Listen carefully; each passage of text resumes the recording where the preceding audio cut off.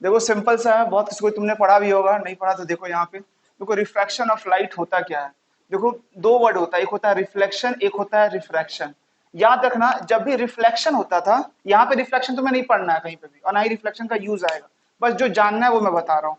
Reflection basically क्या होता है सर, एक प्लेन मिरर होता था, ठीक है, या तुम ऐसे बोल सकते हो तुम्हारे घर में प्लेन मिरर है, तुम मिरर के सामने खड़े हो जाते हो, ठीक है, कुछ इस टाइप से। तो देखो यहाँ पे प्लेन मिरर में क्या होता था कि सर अगर कोई रेज आ रहा है ना, रेज गया और टकराया इससे, तो ये क्या करता था, ये इंसिडेंट रे होता था। तो मैं बोलता था ना ये रे अब टकराने में किधर जाएगा, तो बोलते सर रिफ्लेक्ट कर जाएगा, इधर की तरफ आ जाएगा। कैसे पता चला इधर आ जाएगा, तो तुम बोलते थे सर जिस पॉइंट पे इंसिडेंट हुआ है वहां पे एक नॉर्मल बनाओ सरफेस के, तो सरफेस ऐसा है, इस पे नॉर्मल ऐसे बनाया, मतलब ये पास करेगा परपेंडिकुलर, ये रहा नॉर्मल।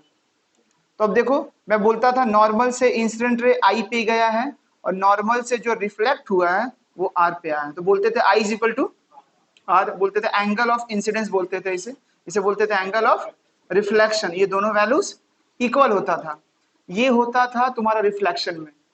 बात समझना, ये इंसिडेंट रे है, ये रिफ्लेक्टेड रे है, दोनों सेम मीडियम में है, मतलब एयर है यहाँ पे तो दोनों एयर में ही है। लेकिन रिफ्रैक्शन में ऐसा नहीं होता है, रिफ्रैक्शन में मीडियम अलग अलग होगा। देखते हैं कैसे।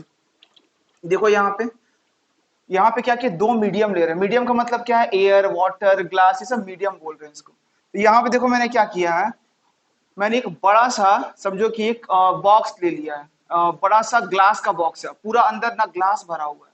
ग्लास का समझो कि ये ग्लास है, इसी टाइप समझो ये ग्लास का मटेरियल है, अंदर पूरा ग्लास भरा हुआ है।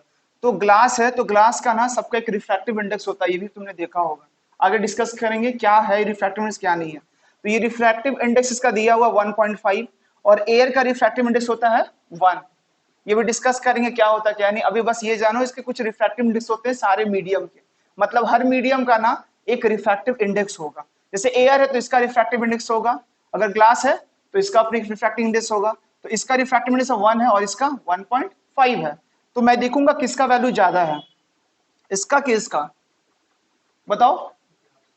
रेयर का ज्यादा है रिफ्रैक्टिव इंडेक्स कि डेंसर का ज्यादा है, डेंसर का ज्यादा है, ठीक है। तो ये जो देख रहे हो जिसका रिफ्रैक्टिव इंडेक्स ज्यादा होता है उसको हम डेंसर बोलते हैं, और जिसका कम होता है उसको रेयर बोलेंगे। ऑलवेज याद रखना, ऐसे मत याद कर लेना कि sir air is always rare, glass always rare medium होता है, ऐसे नहीं, ठीक है। ऑलवेज याद रखना रिफ्रैक्टिव इंडेक्स के वैल्यूज के टर्म में, जिसका कम वो रियर और जिसका ज्यादा वो डेंसर। रियर डेंसर ना डिसाइड करने के लिए दो मीडियम होना चाहिए। तुम ऐसे नहीं बोल सकते सर ये रेयर है, नहीं बोल सकते। तुम रेयर डेंसर हमेशा दो ऑब्जेक्ट को लेकर कंपेयर करोगे, किसका रिफ्रैक्टिव कम है, जिसका कम वो रेयर, जिसका ज्यादा वो डेंसर। तो मेरी बात समझो क्या हो रहा है। देखो ये प्लेन सरफेस है, ऐसे करके ये प्लेन है, और ऐसे करके एक लाइट आ रहा है, इंसिडेंट ऐसे कर रहा है, ऐसे करके। अब मैंने क्या करूंगा, इस सरफेस से नॉर्मल बनाऊंगा, तो ये रहा सरफेस के नॉर्मल, तो ये रहा नॉर्मल डैश डैश से, ये रहा इंसिडेंट लाइट। अब मेरी बात समझना मैं क्या बोल रहा हूं। अगर यहाँ पे ग्लास नहीं रहता, अगर यहाँ पे ये ग्लास नहीं रहता, मतलब ऊपर एयर है और यहाँ भी एयर आता, तो ये लाइट आराम से सीधे निकल जाता।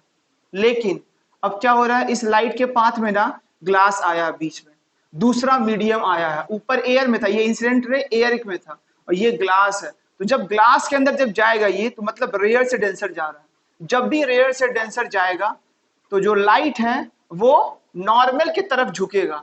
कैसे, ऐसे जाता, लेकिन यहां पे ना से पता चला ग्लास है, तो अब ऐसे ना जाके इधर रहा नॉर्मल, नॉर्मल की तरफ झुक जाएगा, तो नॉर्मल आगे इसके जस्ट सामने में, तो इधर मुड़ जाएगा और ऐसे निकल जाएगा। आया बात समझ में। मतलब जब भी रेयर से डेंसर जाएगा तो रे क्या होगा, always bend towards the normal. तो यहाँ पे एंगल डिफाइन करते हैं, एंगल आई हो गया, एंगल आर ये हो गया, सिंपल सा।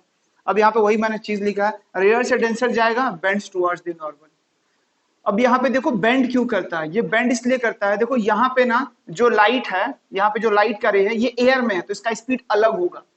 जैसे ये ग्लास में जाता है इसका स्पीड चेंज हो जाता है।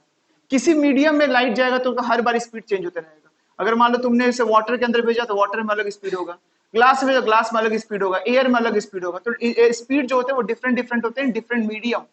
तो यहाँ पे मैं बोल सकता हूँ ये एयर में है, तो एयर में इसका स्पीड क्या होता है, 3 × 10⁸ मीटर पर सेकंड। इसको थोड़ा सा विजुअलाइज करते हैं। देखो इसको मैं अगर ओपन करूंगा तो कितना हो जाएगा, 3 × 10⁸ मीटर पर सेकंड। इसको अगर मैं ओपन करूं 1000 से मल्टीप्लाई करूं तो ये कितना आ जाएगा 3 1 2 3 4 5 0 और 3 0 बचेगा तो किलोमीटर में कन्वर्ट हो गया। अब देखो ये कितना आ रहा है 1 10 100,000 10,000 लाख, मतलब 1 सेकेंड में 3 लाख किलोमीटर जा सकता है लाइट। सोचो ये इसका स्पीड है। तो यहाँ पे वही मैं देख लिया कि जब भी ये टुवर्ड्स द नॉर्मल आएगा, जब भी रेयर से डेंसर जाएगा तो ऑलवेज स्पीड डिक्रीज करेगा। ये हमेशा याद रखना, ऑलवेज स्पीड डिक्रीज करेगा। स्पीड डिक्रीज करने की वजह से ये मुड़ जाता है। अब इधर आओ, अब क्या हो रहा है, अब ऊपर में ना ग्लास है, ऊपर ग्लास है, दूसरा वाटर है। तो अब देखो अब कैसे बचेगा रेयर डेंसर, तो वैल्यूज को देखेंगे। ग्लास का रिफ्रैक्टिव इंडेक्स कितना होता है, यहाँ मैं लिख दिया है 3/2 मतलब 1.5। वाटर का कितना होता है रिफ्रैक्टिव इंडेक्स 1.33। अब देखो ये लाइट कहाँ, लाइट ऐसे इंसिडेंट किया, अब ये किस मीडियम में है, ये किस में है, एयर में है, या कौन सा मीडियम है, ग्लास है। ग्लास मीडियम में ये इंसिडेंट रे है। ग्लास का कितना था 3/2 मतलब 1.5 था। वाटर का कितना था 1.33, मतलब इसका ज्यादा है इसका कम है, जिसका ज्यादा वो डेंसर, जिसका कम वो रेयर। अब लाइट उल्टे तरफ जा रहा है, देखो अब डेंसर में है, पहले रेयर में था इंसिडेंट वाला, अब इंसिडेंट डेंसर में है, तो इसका उल्टा होगा। मतलब अगर यहाँ पे वाटर नहीं होता तो ये अपना सीधा निकल जाता इस पाथ में, लेकिन अब मीडियम चेंज हुआ है तो जहां से चेंज हो रहा है वहीं से मुड़ जाएगा। ऐसे ओरिजिनल होता और ये नॉर्मल था तो नॉर्मल से दूर जाएगा, जब भी डेंसर से रेयर जाएगा तो नॉर्मल से दूर जाएगा, ऐसे निकल जाएगा। है बात समझ में, बेंड्स अवे फ्रॉम दी, अच्छा यहाँ मैंने टुवर्ड्स लिख दिया है, यहाँ अवे लिख लोगे, अवे फ्रॉम दी नॉर्मल। अब यहाँ पे देखो ये तब होगा ना, ये तब होगा जब नॉर्मल के साथ कोई एंगल ऑफ इंसिडेंस होगा। देखो यहाँ पे इंसिडेंट रे नॉर्मल के साथ एंगल बना रहा है, इंसिडेंट रे नॉर्मल के साथ एंगल बना रहा है, आ रहा बात समझ में, तो ये दिखाई देगा। लेकिन अगर ऐसा सिनेरियो हो जाए नॉर्मल के साथ ही भेज दिए तो उस केस में क्या होगा, उस केस में सर आगे जब जाएगा ना तो मीडियम तो चेंज हो रहा है, स्पीड चेंज होगा, लेकिन डायरेक्शन चेंज नहीं होगा। यहाँ पे क्या हो रहा था सर, यहाँ पे डायरेक्शन चेंज हो रहा है, ओरिजिनल ऐसे जाना चाहिए था लेकिन क्या इधर मुड़ गया, तो स्पीड क्या हुआ है, यहाँ पे स्पीड चेंज हुआ है। तो स्पीड कैसे चेंज हुआ है, जब भी डेंसर से रेयर जाएगा स्पीड बढ़ेगा, ठीक है, स्पीड इंक्रीज करेगा। तो ये हमेशा याद रखना, जब भी डेंसर से रेयर जाएगा स्पीड इंक्रीज करेगा, और जब उल्टा होगा, जब डेंसर में जब भी जाओगे ना तो हमेशा स्पीड घटेगा, बस इतना लेके चलो। जब उल्टा करोगे, जब डेंसर से रेयर होगा तो स्पीड बढ़ेगा। तो ये यहाँ पे कंसेप्ट लगाया है, तो speed of the light increases denser से रेयर जाने में। तो ये देखो अवे जा रहा है, दूर जा रहा है, ठीक है।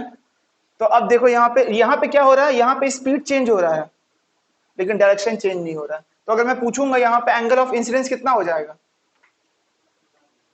बताओ मेरे को, और एंगल ऑफ रिफ्रैक्शन 0। तो देख सकते हो जितना भी एंगल मेजर कर रहे हैं ना सारे नॉर्मल के रिस्पेक्ट में मेजर कर रहे हैं। तो यहाँ पे देखो नॉर्मल ऐसे है और इंसिडेंट भी ऐसे जा रहे हैं, तो दोनों के लिए एंगल कितना हो जाएगा 0। रिफ्रैक्शन ऐसे रिफ्रैक्टेड रे निकल रहा है, तो एंगल कितना हो जाएगा 0 नॉर्मल के साथ। हाँ